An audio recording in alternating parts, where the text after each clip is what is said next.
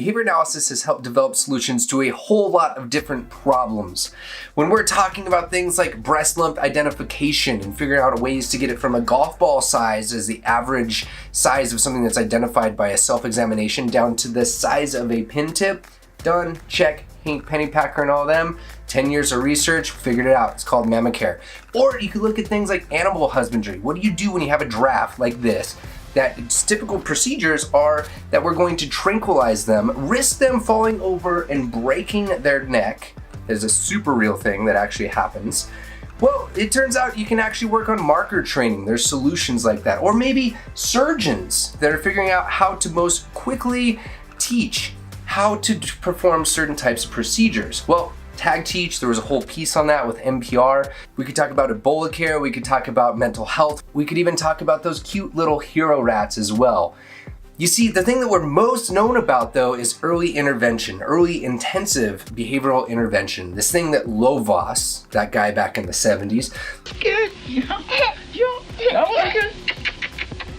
the teacher developed with a team and packaged. And the thing is behavior analysis is largely known as this. I'm coming back from a trip over to the Pan-African Congress on Autism that Megan Marie Miller helped sponsor and take me along. And one of the themes there was that ABA will not work in Africa. You're talking about 1.3 billion people that apparently this is not going to work for, when there's demonstrated effects of it working across that continent in some isolated different areas. The thing is there's a misconception about what's going on there. You see, early intensive behavioral intervention, or ABA therapy, is synonymous with behavior analysis. Whoever kind of allowed this to keep happening, or for whatever reason it did happen, it set us on a really bad trajectory. And so one of the things that I was trying to focus on there, and one thing I'm very passionate about, is setting the stage for what is behavior analysis. You see, it's distilled into a couple different things. It is a science. It is a framework for understanding why we do what we do. That is, there's different ways. And spoiler alert, yes, there is this antecedent behavior consequence model that you're taught, but there's actually a whole slew of other ones. We're talking about Xing Guo, we're talking about relational frame theory, we're talking about Israel Golddiamond, we're talking about J.R. Cantor. They may not be telling you these in your grad school programs, but they're extremely valuable and useful. And probably most importantly, it's an evidence-based practice. And this is super important to really unpack and understand. So you see, you have 4 different levels have been walked out in our research. You have your principles, things like reinforcement. You have your tactics, things like back chaining. You have things like your multi-component treatment packages, which are things like functional communication training. It's a bunch of these things kind of put together from those other levels.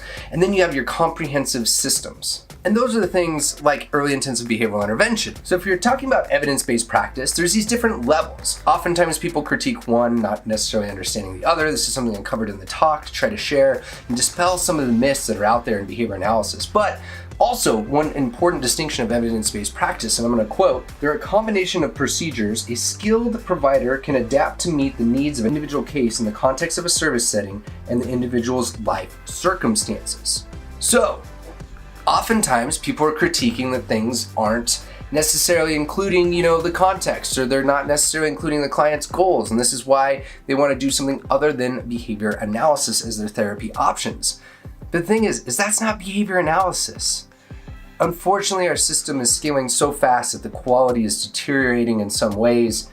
And there's a couple take-homes here. If you're a student, you should be able to expect more. If you're a parent, you should also be able to expect more. But don't judge a book by its cover. You see, there is a field of behavior analysis with well-trained people, and then there's folks that are trying, maybe, or that are leveraging this sort of wave, and it's up to you to sort it out. So if you're going to do that, look at the different levels of evidence-based practice. That's what you should be expecting. It is professional behavior. It is the person taking all these things and figuring out what works for your individual student, person, you yourself, whoever it is that they're serving, that is your loved one or in your network or whatever. This is a start to what you should be expecting. Behavior analysts, we are responsible for this issue that we deal with, people misunderstanding us.